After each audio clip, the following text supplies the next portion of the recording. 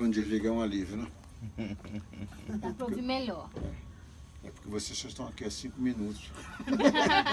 Eu já estou aqui há 12 aninhos só. Gente, tem muito carro aqui hoje. Tá cheia a cidade. Tá? Muito cheio. É que é feriado no Rio e São Paulo. Então já era previsto, né?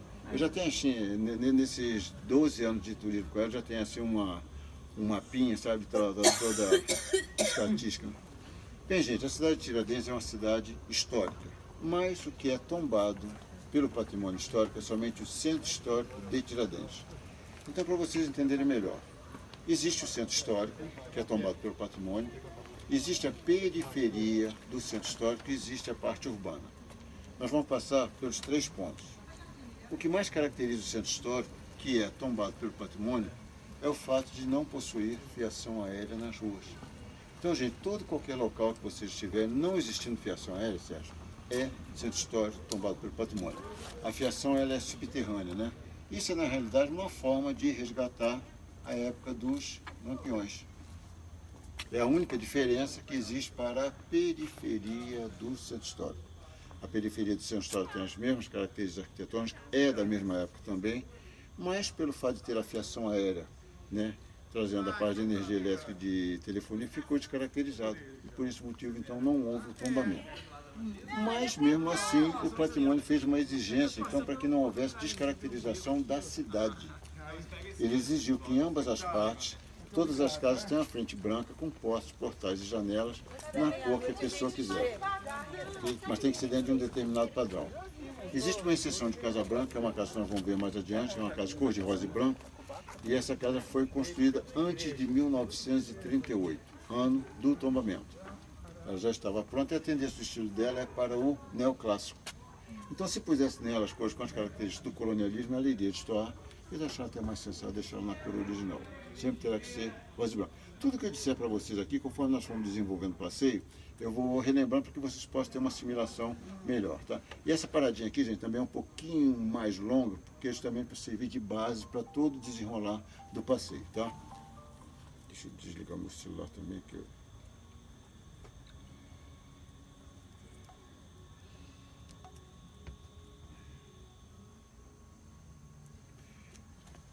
Bom, esse calçamento não é da época do Tiradentes. Na época do Tiradentes, a maioria das ruas eram de terra. Somente algumas ruas com calçamento chamado Pé de Moleque, que mais adiante vou estar mostrando a vocês.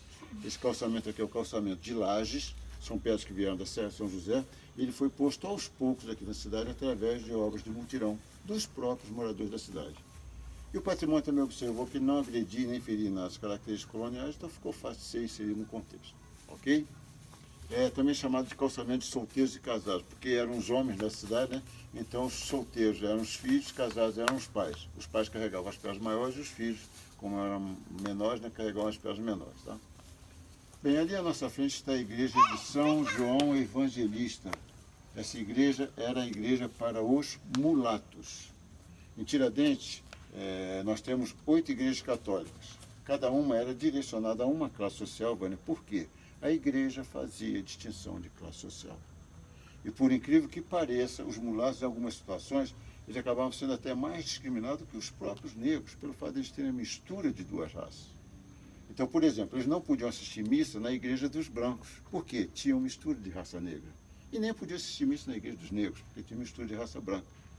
Então, o padre Toledo, que foi um dos mais influentes dos Inconfidentes, foi o mentor, vamos dizer assim, de todo esse movimento da Inconfidência Mineira, um padre muito polêmico, mandou construir a igreja para os mulatos, ao lado da casa dele. Aqui era a casa do padre Toledo, hoje Museu do Padre Toledo. Bem, ele era polêmico por quê? Porque além de padre, ele era inconfidente.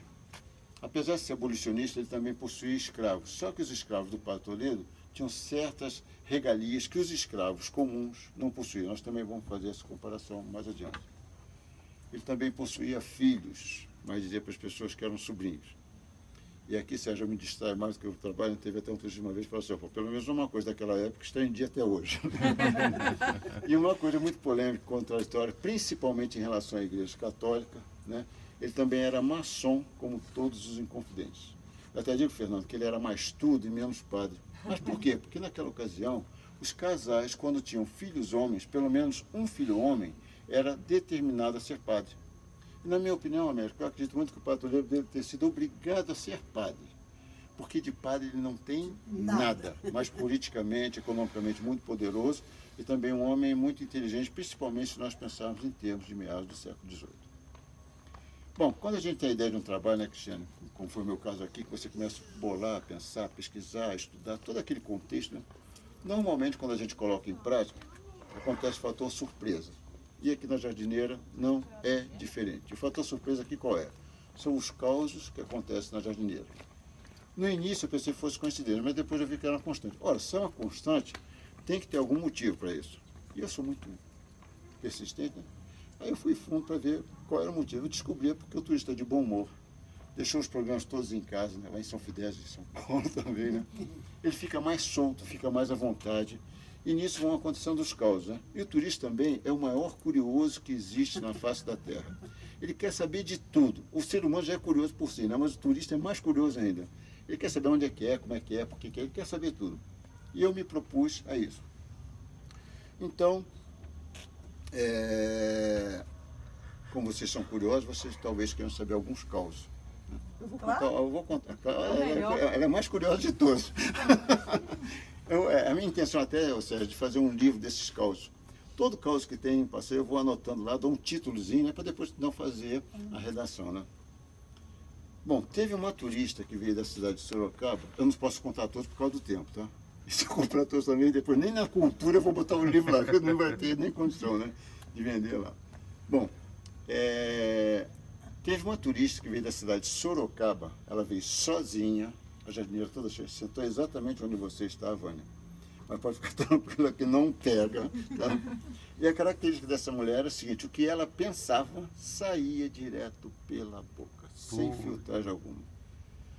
Agora imagina, Cristiano, eu 2 horas com uma pessoa assim na jardineira. No início eu ainda protelei, mas depois eu não estava aguentando mais. No final do passeio eu já estava quase que voando no pescoço. Eu sou muito calmo, mas não estava suportando mais. Bom, o raciocínio dela era muito rápido. O que ela falava tinha sentido, só que era um sentido muito estranho, né? Com uma inteligência fantástica, né? Uma rapidez, né? Muito séria. Ela não deu um sorriso no passeio. E Fernanda me cortava assim sem pedir licença nem nada, como diz o carioca, era na lata. Bom, no momento que eu disse que o padre Toledo tinha filhos, mas dizia que era uma sobrinha, ela falou assim, peraí, Fernanda, olha só, faz sentido. Veja só como é que a mulher viajou. Faz sentido, porque se ele tinha filhos, dizia que eram sobrinhos, provavelmente os filhos dele deveriam ser fruto de relacionamento que ele tinha com as escravas, que eram negras. Como ele era branco, nasciam os mulatinhos. Ah, Luiz Fernando, para mim ele fez essa igreja, foi para os filhos dele. E para chegar ao ponto de fazer uma igreja para os filhos dele, esse homem deve ter feito muito filho aqui na cidade.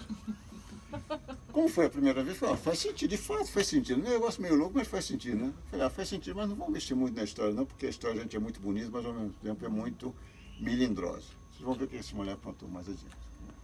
Bem, aqui à nossa frente, Pedro, é o local onde foi realizada a primeira reunião dos Inconfidentes. E como eles faziam reuniões secretas, havia necessidade de eles estarem atentos ao movimento dos militares da coroa portuguesa para eles não serem presos. Aquelas 2 janelinhas ali em cima eram um posto de observação deles. Do local que nós vamos parar, descer e ter a vista panorâmica, vocês vão ter a noção exata de como que dali de cima eles conseguiam ter uma visão que abrangia todo o centro histórico. E o padre Toledo mandou construir essa igreja ao lado da casa dele, não foi à toa. Que existe até hoje, só que não está mais aberta a visitação pública por estar muito precário, era por causa de uma fuga de emergência, existe um túnel que liga a igreja à casa dele. E esse túnel sai aonde? Na senzala dos escravos. Vânia, ninguém iria imaginar que ele fazia um ponto de fuga também na senzala dos escravos, né? Teoricamente seriam os escravos os primeiros a fugir, mas como existia tal afinidade, os escravos sabiam e ficavam calados. Por quê? Porque se saíssem do domínio dele, iriam pegar coisa pior. Então os escravos sabiam e ficavam calados. E vocês entrando aqui no museu, por lado de lá tem uma porta, desce uma escada e tem um pátio. Descendo essa escada e virando no sentido contrário de descida, vocês vão ver a senzala. E através de uma janela com aquelas grades de ferro, vocês vão ver o quê? Uma parede lisa de pedras. Não existe nenhuma pista de que possa ter alguma passagem ali. Como é que era o macete? Já que a parede é bem larga, né, ela vem na espessura normal, e quando chega o local que encontra com um túnel, essa parede fica bem estreita. Então, se houvesse necessidade de uma fuga de emergência, eles quebrariam a parede naquele determinado ponto, onde ele era mais vulnerável, e teriam a fuga através da igreja. E o ponto de fuga na igreja é no meio do altar. O altar é comprido e largo, então a saída fica embutida. Aí, Fernanda, a mulher de Sorocaba me solta segundo. Foi aí que eu comecei a ficar procurando. Foi uma atrás da outra. Mas falou assim mesmo: caramba, Luiz Fernando, é isso mesmo? Eu falei: tô vendo que esse tal de Toledinho não era fácil. Pô, você estuda 3 anos e minha mulher fala o tal de Toledinho, cara. Você estuda Padre Toledo, Padre Toledo. Eu acho que até se chamasse de Toledão seria melhor. Né? Já vi que esse tal de Toledinho não é fácil, né? Bom,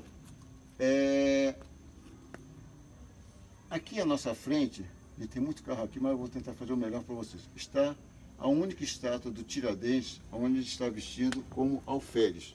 Só esqueci de um negocinho.